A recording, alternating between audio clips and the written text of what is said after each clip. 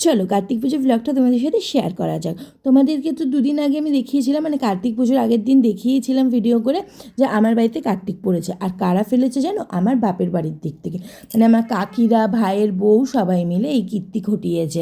আর সত্যি কথা বলতে আমার বরের আমার ছেলেকে খুব পছন্দ হয়েছে।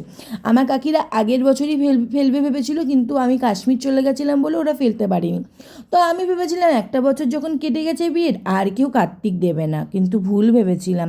সত্যি কথা বলতে ওদের মাথায় এটাই ছিল, একটা বছর গেছে তো কেন, দ্বিতীয় বছরে অবশ্যই ফেলবো। তো পুজো করতে আমি মোটামুটি বেশ ভালোই বাসি, তাই পুজোটা বেশ ধুমধাম করেই করেছি। আর সকাল থেকে কোনো ভিডিও নিতে পারিনি, কেন কাজের প্রচুর চাপ ছিল। তো পুজোটা আমি বড় করেই করেছি, ধুমধাম করে করেছি। আর 50-60 জনের মতন আয়োজন করেছি।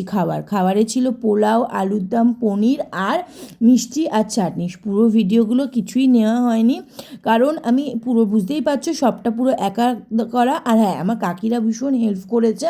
আর কারা কারা এসছে সেটাও বলি চলো।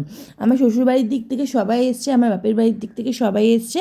আর হচ্ছে আমার বর যেখানে কাজ করে সেসব কালিগরাও, তারাও এসছে, কাকুরা। আর এই পুচকেটাকে দেখছো, এটা হচ্ছে আমার ভাইয়ের ছেলে। এরই মা আমাকে কার্তিক দিয়ে গেছে। এ হচ্ছে এখন ঠাকুর নম করছে। চলো এবার খাবারের রিভিউ নেওয়া যাক। আমার বরের অফিস কালিগদের কাছে, মানে কাকুদের কাছে আমি জিজ্ঞেস করছিলাম, কাকু দাদাদের কাছে খাবার কেমন হয়েছে। ওরা তো বলছিল ফাটাফাটি হয়েছে। এই যে দেখলাম বর চলে গেল আমাকে পাত্তা না দিয়ে।